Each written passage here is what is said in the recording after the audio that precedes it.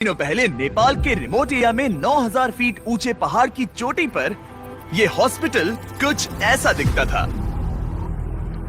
इतनी दूर रहने की वजह से इस कम्युनिटी में बिजली नहीं है, मतलब स्थानीय डॉक्टर्स अच्छे मेडिकल इक्विपमेंट तक नहीं पहुंच पाते और अक्सर उन्हें सिर्फ टॉर्च और बहुत ही बेसिक टूल्स का इस्तेमाल करके अंधेरे में सर्जरीज और कॉम्प्लेक्स मेडिकल प्रोसीजर्स परफॉर्म करनी पड़ती हैं। बेहतर देखभाल की जरूरत पड़ने पर एक बेहतर मेडिकल फैसिलिटी तक पहुंचने में घंटों लग सकते हैं। इन प्रॉब्लम्स की वजह से कई मौत और मिसकैरेजेस भी हुए हैं। तो हमारे long term partners give power, जिनके साथ हम अपने पिछले 3 बीस फिलैंथ्रोपी वीडियोस में काम कर चुके हैं, उन्होंने डैन और डैरेन को इस समस्या का हल ढूंढने में मदद करने के लिए खोलोग्विन की यात्रा पर चलने को कहा, जहां उनका धूमधाम से स्वागत किया गया पृथ्वी पर सबसे खूबसूरत जगहों में से एक में।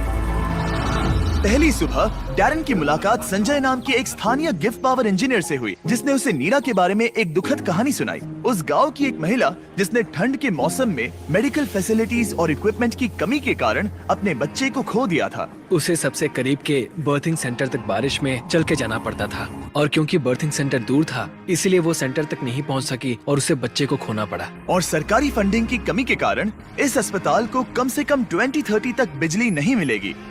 अगर अस्पताल अच्छी बर्थिंग फैसिलिटी के साथ चालू होता तो फिर मामला पूरी तरह से अलग होता। डैरेन जानते थे कि हमें जल्दी कुछ करना होगा ताकि ऐसा दोबारा ना हो, तो वो मेलिसा से भी मिले। ग्रीन प्रोग्राम की फाउंडर्स विशाल प्रोजेक्ट को पूरा करने में मदद करने के लिए ढेर सारे स्टूडेंट्स और वॉलंटियर्स को लेकर आई। जब मैं छोटी थी, मैं मलेशिया में अपने परिवार से मिलने गई। वहाँ मैंने पहली बार समंदर देखा और समंदर तट से जुड़ी चट्टानों को देखा और तब मुझे पहली बार यह एहसास हुआ कि अगर हमें लोगों को प्रकृति की खूबसूरती दिखाने का मौका मिले तो ऐसा करके हम उनके अंदर ऐसा भाव जगा सकते हैं कि जिनसे वो भी प्रकृति की रक्षा करना चाहे। तो हमने अनिवार्य रूप से दुनिया भर से ऐसे छात्रों को लिया है जो सच में अच्छा प्रभाव डालने की परवाह करते हैं और आने वाली पीढ़ियों का परिचय दुनिया की खूबसूरती के साथ कराने में सक्षम होना ऐसा तरीका है जो वाकई में दुनिया को बेहतर जगह बना सकता है। संजय और मेलिसा से मिलने के बाद डैरेन काम करने के लिए और भी ज्यादा इंस्पायर्ड हो गए थे। हम सोलर पैनल्स और बैटरीज लगा रहे थे ताकि अस्पताल को बिजली मिल सके। साथ ही इस कम्युनिटी की सेवा के लिए हम उन्हें इक्विपमेंट्स दे रहे थे,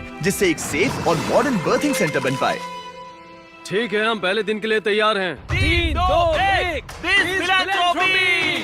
टीम काम पर लगने के लिए बेहद एक्साइटेड। ये कंप्लीट करने के बाद हम यहाँ पर खोदेंगे। चलो चले।